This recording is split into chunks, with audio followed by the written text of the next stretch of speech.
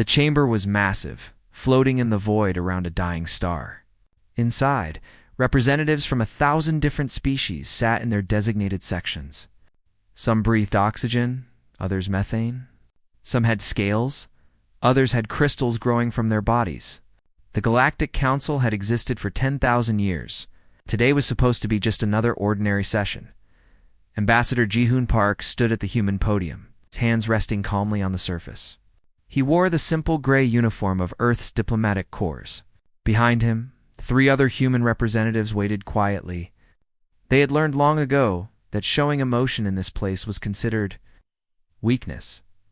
The current speaker was Chancellor Vexther, a being made entirely of living crystal that refracted light into rainbow patterns. His voice echoed through the translation devices everyone wore. He was explaining why the Council had voted to take humanity's quantum shielding technology.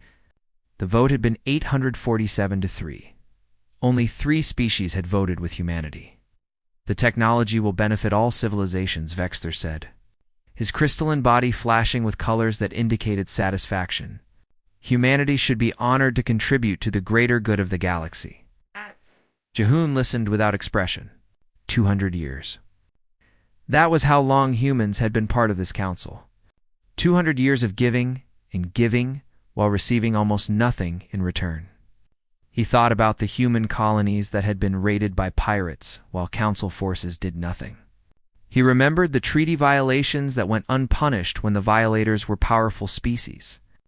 He recalled the countless times human proposals had been dismissed without discussion. Furthermore, Vexther continued, the Council has decided that the Orion Arms sector will be administered by the Luxian Empire. Humanity's claims to the region are hereby revoked. A wave of clicking and chirping sounds filled the chamber. Approval from the Council members. The Orion Arms sector had been explored by human ships, mapped by human scientists. 37 humans had died charting that dangerous region of space, and now it was being given away like it meant nothing. Ji-hoon's assistant, a young woman named Hai-jin, whispered urgently behind him. Ambassador, should we file a formal protest? He shook his head slowly. Protests meant nothing here. They had filed hundreds over the years. Every single one had been ignored or dismissed. The truth was simple and brutal. The Council saw humanity as useful servants, nothing more. They took human technology, used human soldiers to fight their wars, and exploited human resources. But they would never see humans as equals. The other human representatives looked at him with tired eyes. They all knew what was coming. They had discussed this possibility many times in private. The decision had already been made. Weeks ago in a secure facility on Earth, everything that happened next had been planned down to the smallest detail. Vexther finished his speech and returned to his elevated platform. The chamber grew quiet. It was customary to allow the affected species to respond, though everyone knew such responses changed nothing. Ji-hoon activated his podium's holographic display. Images began to appear above his head, visible to all. The first image showed a human colony world burning. Council forces had been only 3 hours away, but had refused to respond to distress calls. 2 million humans had died. Esteemed members of the Council, Ji-hoon began, his voice steady and clear. I wish to present a record. More images appeared. A human hospital ship destroyed by raiders. A treaty that promised mutual defense, signed by the Council but never honored. Human engineers working 20-hour days to repair Council infrastructure while their own families went without. Human soldiers dying to protect alien worlds while Earth's colonies were left vulnerable. The chamber grew restless. Several Council members made dismissive gestures. They had heard complaints before. This was just more human whining, they thought. Ji-hoon continued without pause. For 2 centuries, humanity has contributed to this Council. We have shared our technology freely. We have sent our children to die in wars that were not ours. We have asked only for the same respect and protection that other member species receive. He paused, looking around the vast chamber. We have never received it. A delegate from the Viridian Collective, a slug-like creature in a mobility tank, interrupted. Humanity is a junior species. You must prove yourselves worthy of greater status. Worthy. Ji-hoon's voice remained calm, but something in his tone made the chamber grow quieter. We have proven ourselves in blood and innovation. What we have learned is that this council does not value worth. It values power and antiquity. We are young by galactic standards, so we are treated as children. No amount of contribution will change that. He closed the holographic display. The images vanished. I have been authorized by the unified government of Earth and all human colonies to deliver the following message. The three representatives behind him stood up. Hajin's hands were shaking slightly, but her face was composed. This was the moment everything changed. Effective immediately, humanity withdraws from the Galactic Council. All treaties and agreements are hereby declared void. Human personnel will be recalled from all Council facilities and member worlds within 90 days. Any attempt to prevent this withdrawal will be considered an act of war. The chamber exploded into noise. Clicking, chirping, roaring, and sounds humans had no names for. Several delegates were shouting into their translators. Vexler's crystalline body flashed angry red colors. You cannot do this, the Chancellor shouted. Your species signed binding agreements. Ji-hoon gathered his papers calmly. Agreements that you have violated repeatedly. We are well within our rights under galactic law. I suggest you review Article 47 of the Council Charter. He turned to leave and his three colleagues followed. As they walked toward the exit, Vexler's voice boomed through the chamber. This is an empty threat. You will be back within a year, begging for readmission. You need us more than we need you. Ji-hoon paused at the doorway. He looked back at the 1,000 species watching him. For just a moment, he smiled. It was not a happy smile. We will discover how wrong you are, he said quietly. Then he walked out. The door sealed behind the human delegation. In the chamber, the council members were already dismissing the incident. Humanity was insignificant. They were emotional and impulsive. They would return once they realized how much they needed galactic civilization. None of them noticed the small detail that would soon haunt them. Every human in the chamber had been smiling as they left. It was the smile of people who knew a secret, the smile of those who had been planning something for a very long time, outside. The human shuttle detached from the council station. Inside, Ji-hoon looked at his team. Send the signal. Jin pressed a button on her device. Across the galaxy on thousands of worlds and stations, human personnel received a single encrypted message. 3 words that would change everything. Come home now. The withdrawal had begun. Admiral Minho Lee watched the holographic display in front of him with satisfaction. Green dots representing human ships were moving across the star map, all heading in the same direction, toward human space. Toward home. Status report, he commanded from his position on the bridge of the UHNS Indomitable, Earth's largest warship. All primary fleets have acknowledged withdrawal orders, his tactical officer reported. Secondary evacuation teams are beginning operations on Council worlds. So far, no resistance. Minho nodded. Of course there was no resistance yet. The Council members still thought this was a bluff. They believed humans were too dependent on galactic civilization to actually leave. They would learn the truth soon enough, on the planet Vexler Prime. Dr. Yuna Choi stood in a massive power facility that provided energy to half the planet's population. Around her, 24 human engineers were methodically disconnecting equipment and loading it onto transport vehicles. The alien workers watched nervously. One of them, a Vexler with purple skin and 4 arms, approached her. Dr. Choi, what is happening? Why are you taking the quantum reactors? Yuna looked at him apologetically. We built them. They belong to us. I'm sorry, but we're taking all human technology with us. But without those reactors, our cities will lose power. You have your old fusion reactors. They still work. Yuna gestured to her team to continue. We showed you how to maintain them. You'll be fine. The Vexler's skin turned a darker purple, indicating distress. Those old reactors can only power 60% of our current infrastructure. Yuna felt genuine sympathy, but her orders were clear. Then you'll need to reduce your power consumption. I'm truly sorry. But this is what happens when you take people for granted. Similar scenes were playing out on hundreds of worlds. Human technicians were leaving their posts at communication relay stations.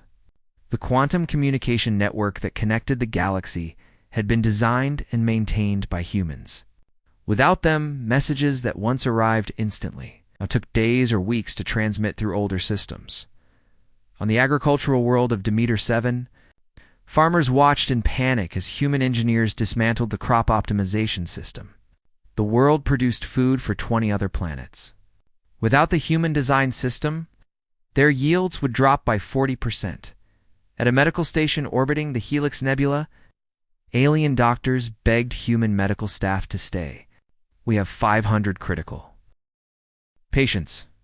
Your trauma care protocols are keeping them alive. The human head doctor, a woman named Sumin, showed them the old equipment. This will stabilize them. It's not as good as our new systems, but it works. We trained your staff on these procedures 3 years ago. But why are you doing this? We need you. Sumin packed her equipment carefully. You needed us when it was convenient. You just never valued us. There's a difference. In the Council's central hub, chaos was beginning to spread. Chancellor Vexler stood in the emergency command center, receiving reports from across the galaxy. Each one was worse than the last. Chancellor, the defense grid around Sector 47 just went offline. Human technicians removed key components. The jump gate network is experiencing cascade failures. Humans maintain the stabilization. Systems. We're receiving distress calls from 17 worlds, reporting critical infrastructure failures. Tar's crystalline body flashed with colors of anger and confusion. How can one species be so integrated into our systems? This is impossible. His aide, a more experienced counselor, looked grim. Humans have been working in council facilities for 200 years. They were always reliable, always competent. We gave them responsibilities because they performed well. We never realized how much we had come to depend on them and stop them. Send security forces to prevent the humans from leaving. The aide shook his head. We tried that on Vexler Prime, the human military responded. They destroyed 3 of our patrol ships in 17 seconds. They're not asking for permission anymore, Chancellor. They're leaving, and they're taking everything they brought with them. At the edge of Council territory, Captain Nari Kim stood on the bridge of her destroyer, monitoring the defense perimeter. Several alien ships had attempted to follow human evacuation convoys. None had succeeded. Captain, we have 4 Korthon vessels attempting to intercept our transport ships, her weapons officer reported. Warning shots across their bow, Nari ordered calmly. The destroyer's railguns fired. Brilliant streaks of light flashed across space, passing meters in front of the Korthon ships. The alien vessels immediately changed course and retreated. They're hailing us, Captain. They say they only wanted to talk. Nari opened the communication channel. This is Captain Kim of the United Human Navy. All Council vessels must maintain a distance of 1 million kilometers from human ships. Any vessel that violates this boundary will be destroyed without further warning. Our colony worlds are experiencing system failures. Take it up with your Council representatives. We're done negotiating. Nari closed the channel. Back on Earth. Ambassador Ji-hoon sat in a secure conference room with President So-min Han and her cabinet. The holographic displays showed the progress of the withdrawal operation. Phase 1 is 60% complete, Ji-hoon reported. All military personnel have been withdrawn. Civilian contractors are being evacuated on schedule. President Han studied the displays with concern. What about the humanitarian situations? I'm seeing reports of medical emergencies, power failures, food shortages. Those are Council problems now, Madam President. We left them with functional technology. Not our best technology, but enough to survive. If they're experiencing problems, it's because they never bothered to maintain their own systems properly. The defense minister leaned forward. We're also seeing increased military activity near our borders. 3 Council species have mobilized their fleets. They might be preparing for aggressive action. President Han's expression hardened. Then we remind them why that would be a mistake. Admiral Lee. Minho's image appeared on the display from his flagship. Madam President, Prepare a demonstration. Something that will make our position clear. Understood. I recommend the Arcturus operation. Proved. Make it memorable. 3 days later, the council received a message. It was simple and direct. The abandoned military station in the Arcturus system will be destroyed in 1 hour.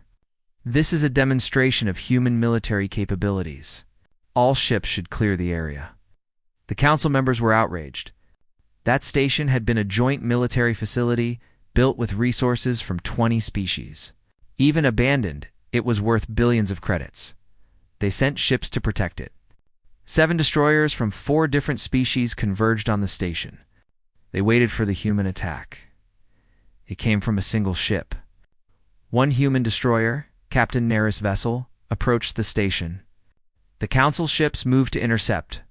Then Nari activated a weapon system the council had never seen before. A directed energy beam powered by quantum reactors the council hadn't known humans possessed. The beam struck the station's core. For 3 seconds, nothing happened. Then the entire station. 3 kilometers of metal and composite materials simply ceased to exist. It didn't explode. It didn't fragment. It was there one moment and gone the next. Converted to elementary particles by energies the council couldn't comprehend. The 7 council ships retreated immediately. The message was clear. Humans had been holding back, significantly, on a small scientific outpost. Counselor Thalrix watched the recording of the station's destruction.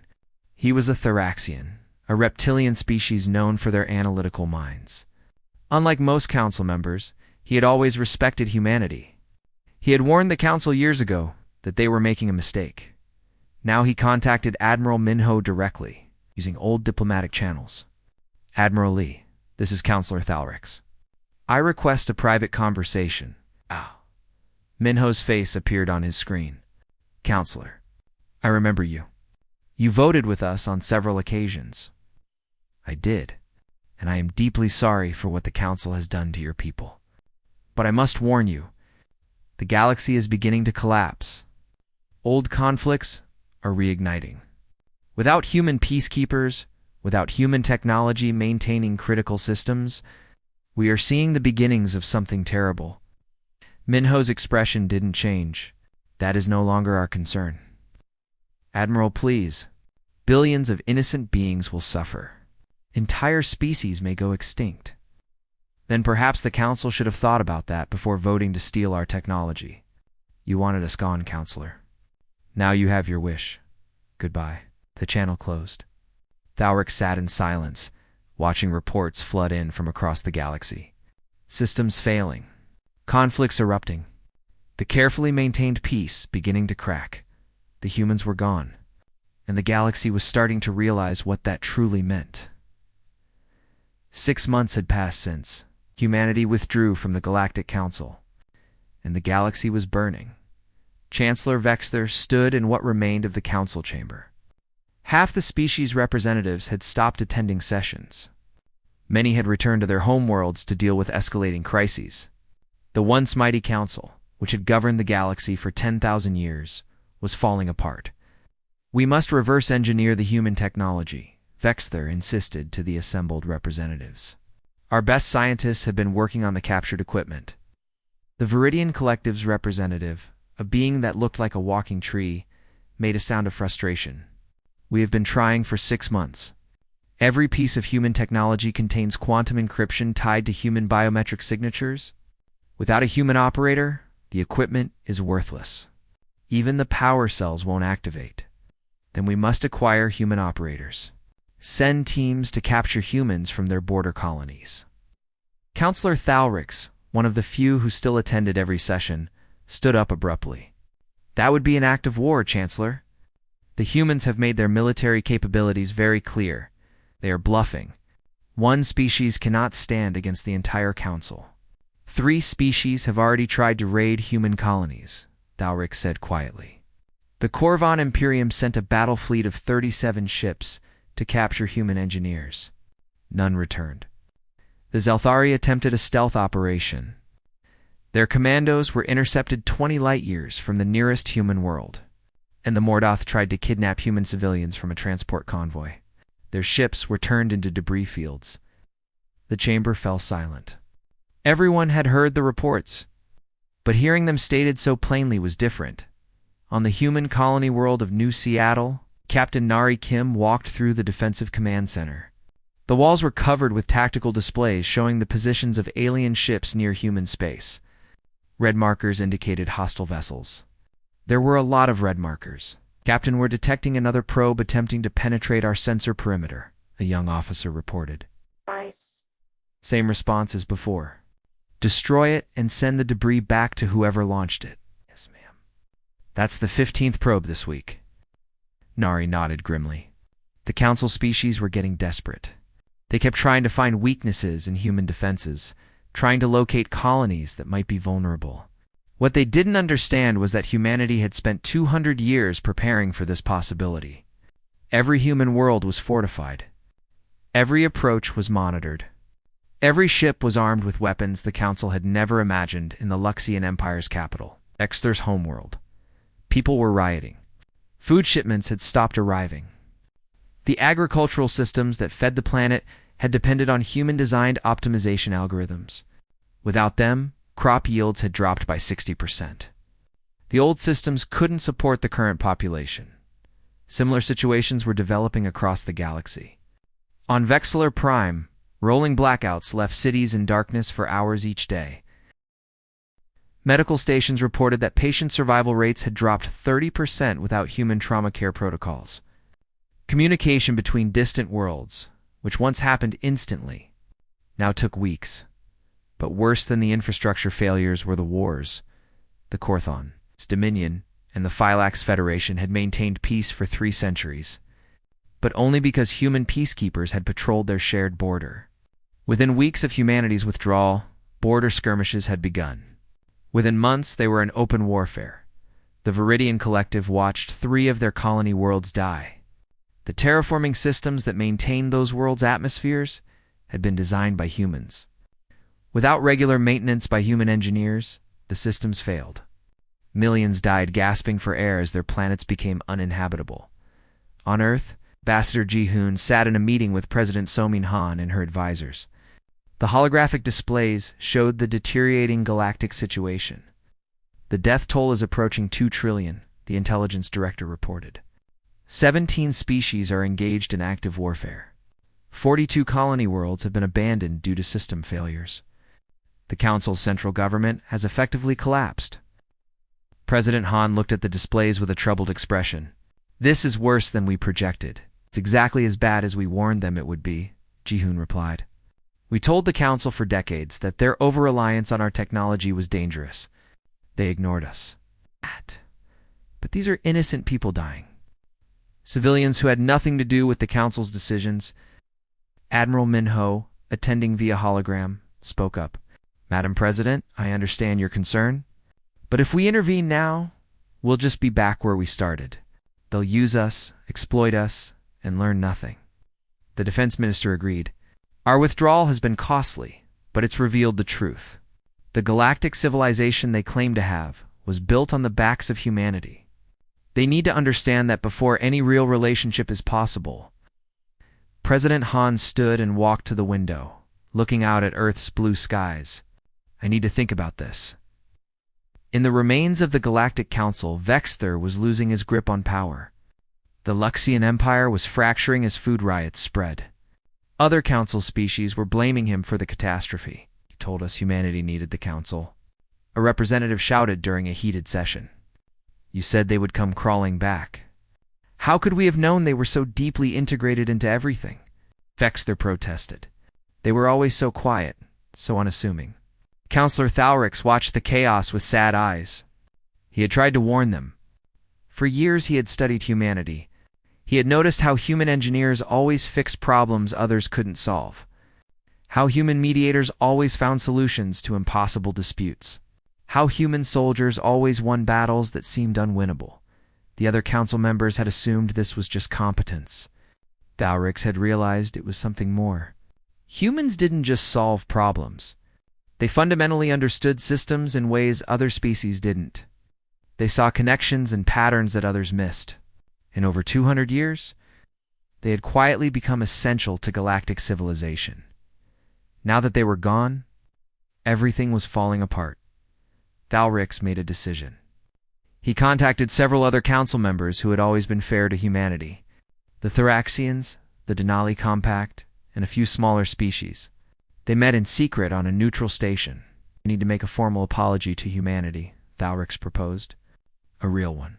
Acknowledge our mistakes, offer genuine compensation, and request their help on their terms. The council will never approve that, a Denali representative said. Too much pride, and we don't ask the council. We break away and approach humanity directly.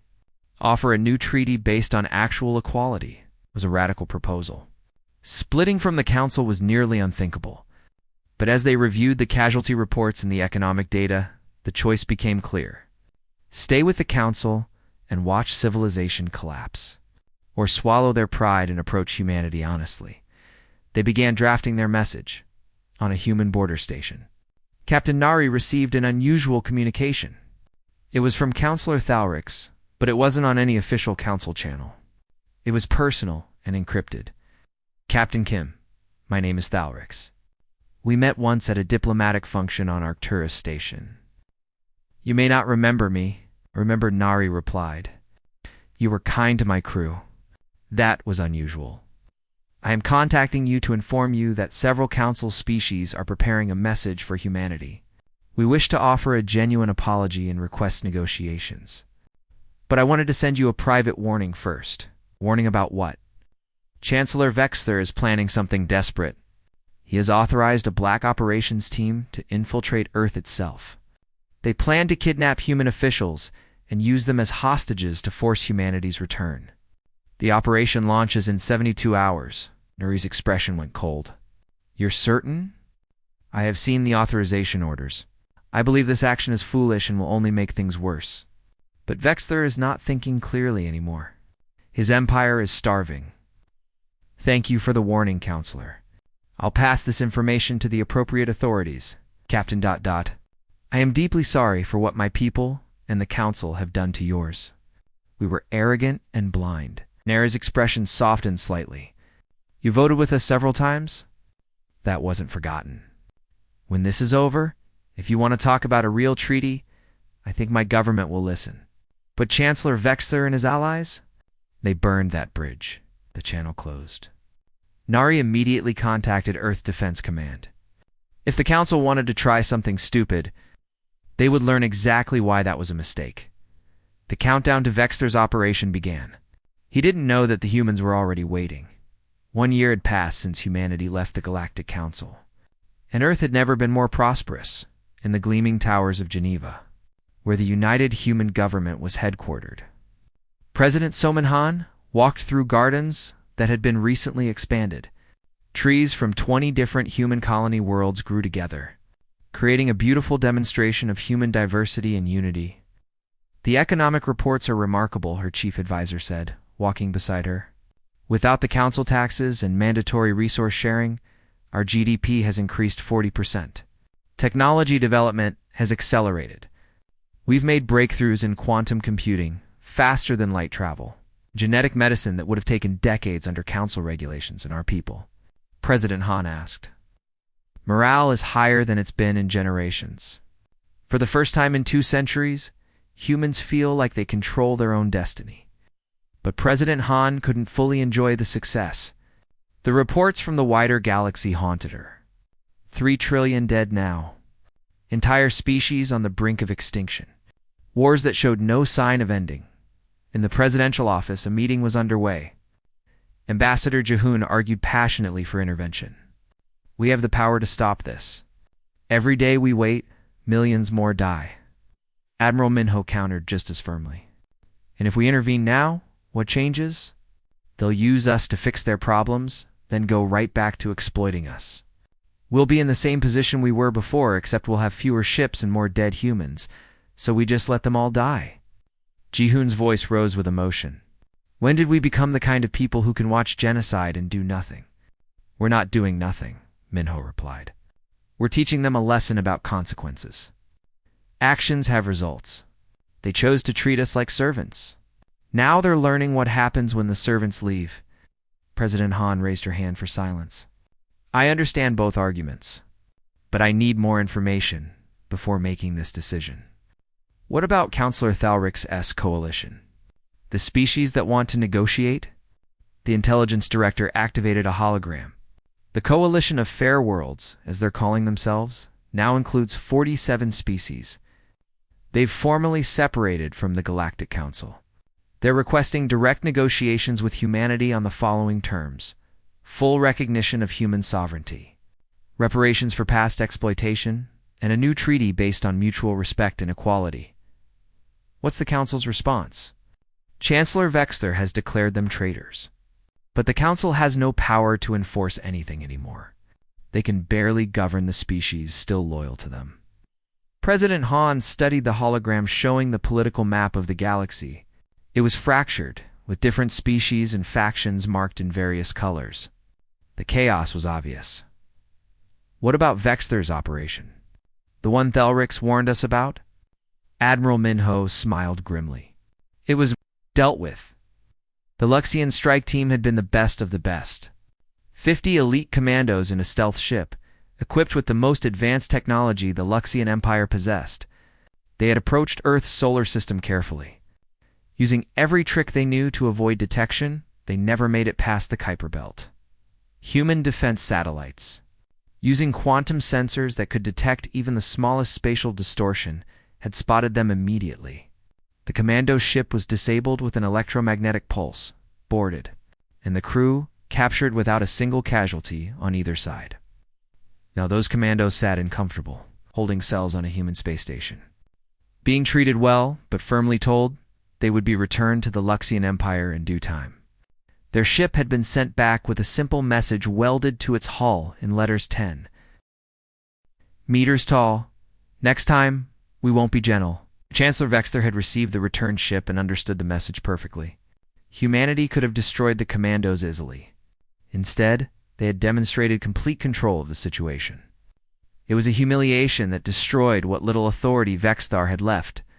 Dr. Yuna Choi sat in a laboratory on Mars, reviewing data about galactic infrastructure failures. As the leading expert on the systems humanity had built, she had been asked to assess what would happen if the collapse continued. Her conclusions were grim. If current trends continue, we're looking at a complete breakdown of interstellar civilization within 2 years. Jumpgate networks will fail entirely. Communication will become impossible between most worlds. Hundreds of species will be trapped on planets they can't leave. Can they rebuild? President Han asked during a video conference. Eventually, but it would take centuries. And that assumes they survived the wars long enough to rebuild. Most of these species have lost the knowledge to maintain their old technology. They depended entirely on our more advanced systems. President Han thanked Yuna and ended the call. She sat alone in her office, facing the hardest decision of her life. Let the galaxy continue to burn and teach them a harsh lesson about consequences, or intervene and risk falling back into old patterns of exploitation. The answer came from an unexpected source. A message arrived from Thalric's coalition. It was broadcast not just to the human government, but to every human world, every human ship, and every human citizen. It was meant to be seen by everyone. The message showed representatives from 47 species standing together. Thalric spoke first. People of humanity, we come before you to acknowledge terrible wrongs. For 200 years, the Galactic Council exploited your generosity, your innovation, and your goodwill. We treated you as servants when you deserved to be partners. We took your contributions for granted and showed you no respect. Other representatives stepped forward, each speaking clearly. We were arrogant and blind. We assumed our ancient civilizations were superior to your young species. We were wrong. A Viridian representative, her bark-like skin showing stress marks, continued. Our colony worlds are dying because we never learned to maintain the systems you built for us. We simply demanded you fix everything while offering nothing in return. The message went on for 20 minutes. Each species acknowledged specific wrongs. The Corvin Imperium apologized for the attempted raids on human colonies. The Phylax Federation admitted they had voted against human proposals out of prejudice, not reason.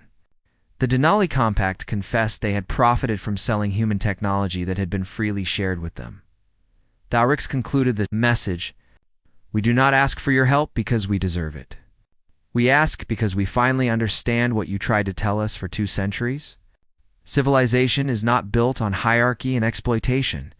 It is built on mutual respect and genuine partnership. We offer you not a return to the old council, but the chance to build something new, something better, a true union of equals." The message ended with a display of the proposed treaty terms. Every single one was favorable to humanity. Veto power over decisions affecting human interests, binding protections against future exploitation, compensation for 2 centuries of unfair treatment. Most importantly, genuine equality in all matters. The message spread through human space like wildfire. On Earth, on Mars, on distant colonies, humans watched and discussed. Many were skeptical. Many were angry, remembering the years of being dismissed and exploited.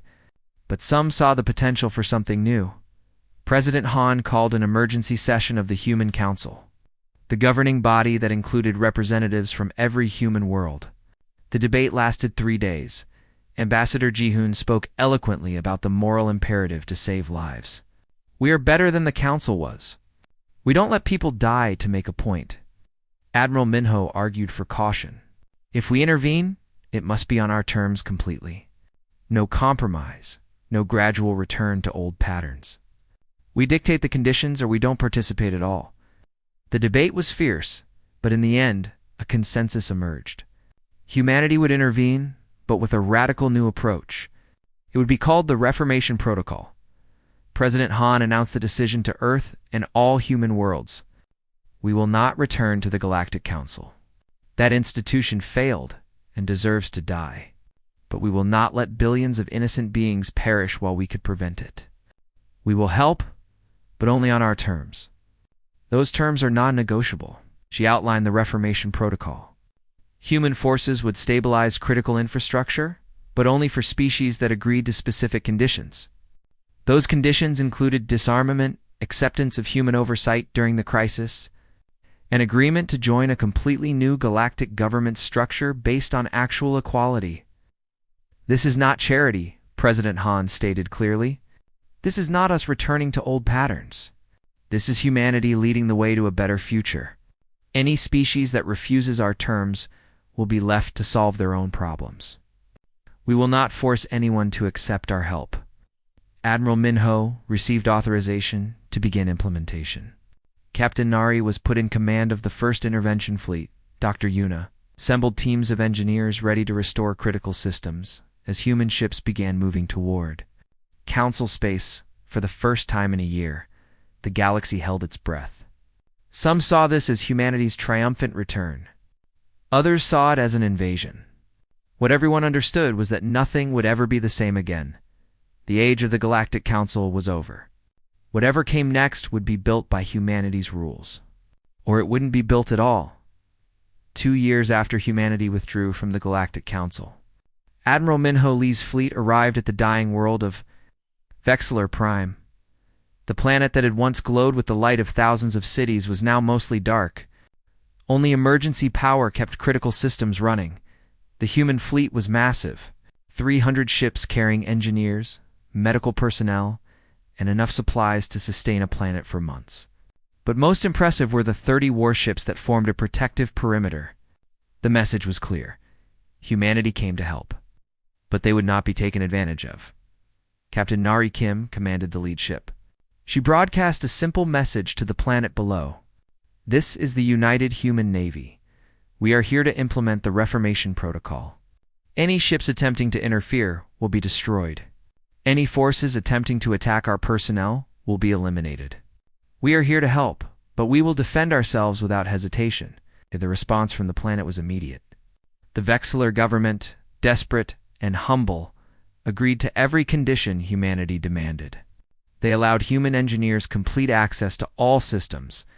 They accepted temporary human oversight of their infrastructure. They signed the preliminary agreement to join the Concordat of Free Worlds. The new governmental structure humanity was building, Dr. Unichoi beamed down to the planet with her teams.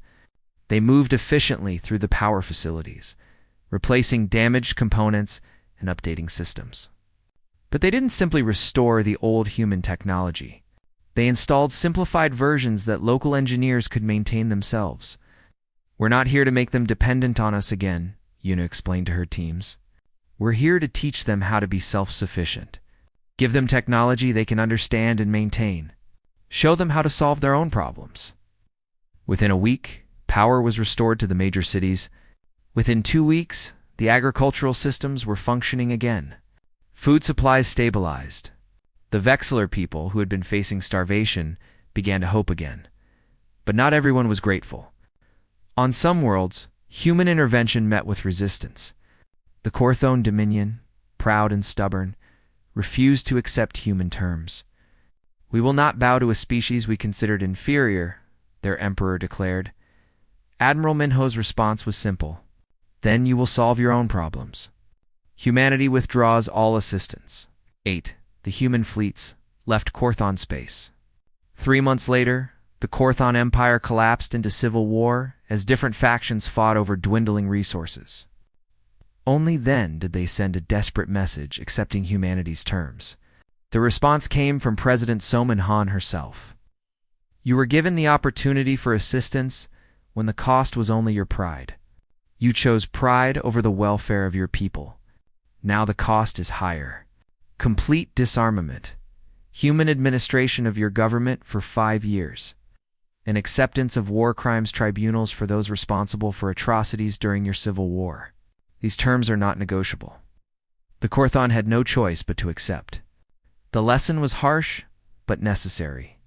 Humanity would help, but not without conditions. Those who refused to change would face the consequences of their decisions, Captain.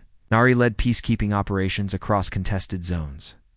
When the Phylax Federation and the Korthon Dominion both claimed the same resource-rich system, human forces arrived first. They established a neutral zone and declared both sides must accept arbitration or face human military force. Both sides chose arbitration. They had seen what human weapons could do. More importantly, they had learned that humans meant what they said. The arbitration was handled by Ambassador Ji-hoon, who had become humanity's chief negotiator in the new order. He listened to both sides fairly, reviewed historical claims, and made a decision based on actual law rather than political power. The Phylax Federation received the system, but had to pay compensation to the Korthon for resources they had stolen in previous conflicts. Both sides were unhappy with parts of the decision, which Ji-hoon took as a sign he had been fair. "Justice is not about making everyone happy," he told his team. "It's about making decisions based on facts and law, even when those decisions are unpopular." On Earth, President Soman Han watched the reports from across the galaxy with cautious satisfaction.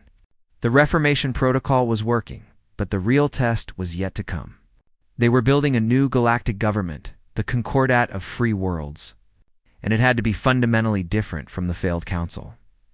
The first General Assembly of the Concordat was scheduled to meet in 6 months. Representatives from 800 species would gather, but this time the rules would be different. Every species had an equal vote, regardless of age or size. Decisions required genuine consensus, not just majority rule by the largest empires. And humans held special veto power over any decision that affected their interests, a protection they insisted on after centuries of exploitation. Some species complained this gave humans too much power. President Han's response was direct. "We're not asking for your approval. These are the terms. Accept them and join the Concordat or remain independent. But if you remain independent, don't expect human assistance when you face problems." Most species accepted. The alternative was a return to the chaos that had killed trillions. Dr. Yuna worked with engineers from dozens of species, teaching them how to maintain the technology humanity was installing. She was surprised by how eager they were to learn. "Why didn't the council ever teach us these things?" a young Vexler engineer asked her. Yuna paused, considering her answer. Because the council was built on the idea that older species were inherently superior. They believed knowledge should flow down from them to younger species. They never considered that younger species might have valuable insights. But you're teaching us as equals. Because you are equals. You're not as technologically advanced as us, but that doesn't make you inferior. You have capabilities and perspectives we lack. Real civilization is built on sharing knowledge and learning from each other, not hoarding information to maintain power. The young engineer thought about this. The council system made us lazy. We stopped innovating because we relied on them to provide solutions. You're forcing us to become self-sufficient again. Exactly. We'll help you through this crisis, but eventually we'll leave. When we do, you need to be able to maintain your own civilization. On the fallen Chancellor Vexther's homeworld, the former leader stood trial for crimes against sentient beings. He had ordered the attempted kidnapping of humans and had authorized weapons that violated galactic conventions during the wars that followed. Humanity's withdrawal. The trial was conducted by a mixed tribunal of judges from multiple species, including 2 humans.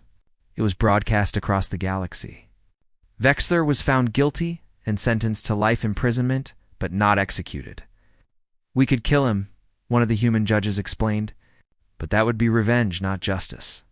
He will live with the knowledge of how many died because of his arrogance. The trial sent a message throughout the galaxy. The new order would be based on law and justice, not power and privilege.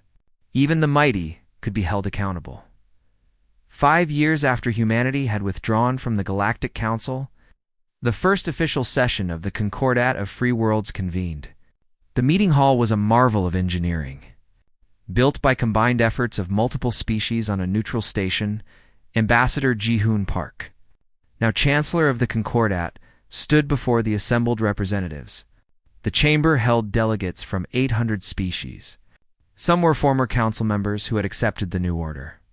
Others were species that had never been part of the council. Now given voice for the first time, Ji-hoon's voice carried through the translation systems to all present. We gather today not as masters and servants, not as superior and inferior, but as partners in the greatest endeavor any civilization can undertake, building a just and peaceful society among the stars. He gestured to the humans seated in the chamber, a small group compared to the vast assembly. Humanity withdrew from the Galactic Council because we were not valued. We returned because we value life, but we returned on our terms, insisting on real change. The old council failed because it was built on hierarchy and exploitation. The Concordat will succeed because it is built on equality and cooperation. Yes, humanity holds veto power over decisions affecting our interests. But that power exists to prevent the exploitation we endured, not to dominate others. A representative from the Viridian Collective stood. Chancellor, many species still struggle with the changes. Some feel the Concordat gives humanity too much influence. Ji-hoon nodded. I understand that concern, but consider what we could have done. When we withdrew, we had the military power to conquer half the galaxy. We had technology others couldn't match. We could have built an empire on the ruins of the council. Instead, we offered partnership. He activated a holographic display showing the galaxy. 5 years ago, this galaxy was falling into darkness. 3 trillion beings died. Hundreds of worlds faced collapse. Today, trade routes are reopening. Infrastructure is being rebuilt. Wars have ended. Species are cooperating. This is not a human empire. This is a genuine union of civilizations working together. Councillor Thalrix, now the representative for the Thoraxian Confederation, stood to speak. I have known humanity since they joined the old council. I watched them be exploited and dismissed for 2 centuries. When they left, I feared we had driven away the one species that could have saved us. I was right to fear. He looked around the chamber. But humanity did return. Not because they needed us, but because their values wouldn't let them watch the galaxy burn. That quality, that compassion, combined with strength, is what we should aspire to as a Concordat. The session continued for days. Debates were fierce but respectful. Decisions were made by actual consensus, not imposed by powerful empires. When disagreements arose, Human mediators helped find solutions rather than dictating answers. Captain Nari Kim, now an admiral herself, commanded the Concordat's peacekeeping forces. They were a mixed fleet, with ships from dozens of species serving together under human command. The arrangement worked because humans had proven they would be fair. Even when it wasn't easy, Dr. Yuna Choi became the Concordat's chief technology officer. Overseeing the sharing of knowledge between species, she established universities where scientists from different civilizations could learn together, breaking down the old barriers that had prevented real cooperation. On Earth, President Soman Han prepared to step down after 2 terms in office. She had led humanity through the withdrawal and the Reformation. Now she could rest, knowing the galaxy was in better hands. In her final speech as president, she addressed both humanity and the wider galaxy. When we withdrew from the Galactic Council, many called us selfish. They said we were abandoning our responsibilities. But we weren't abandoning responsibility. We were refusing to accept responsibility without respect. The galaxy learned a hard lesson. Take people for granted, and eventually they'll leave. Exploit those who help you, and one day they'll stop helping. These lessons cost trillions of lives. But from that tragedy, something better has emerged. She looked directly at the cameras, knowing her words would be broadcast across human space and beyond. The Concordat of Free Worlds is not perfect. No government ever is. But it is built on principles that the old council forgot: respect, equality, and genuine cooperation. It will face challenges, but if we remain true to those principles, it will endure. Ambassador Ji-hoon concluded the inaugural session of the Concordat with words that would be remembered for generations. 200 years ago, humanity joined the Galactic Council with hope. We believed in a united galaxy where all species worked together. That hope was betrayed.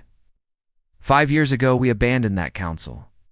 Not because we stopped believing in cooperation, but because we had to show the galaxy what real cooperation requires.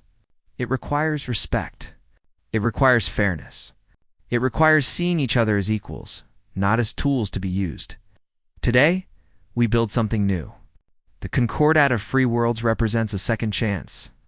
A chance to do it right this time.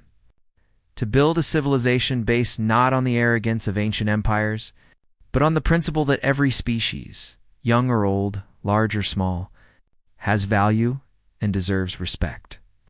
The chamber erupted in sounds of approval from hundreds of different species. Some clicked, some chirped, some roared. Humans applauded. Together, they made a sound that represented the diversity and unity of the new galactic order. As the session ended and representatives dispersed, Ji-hoon stood alone for a moment in the empty chamber.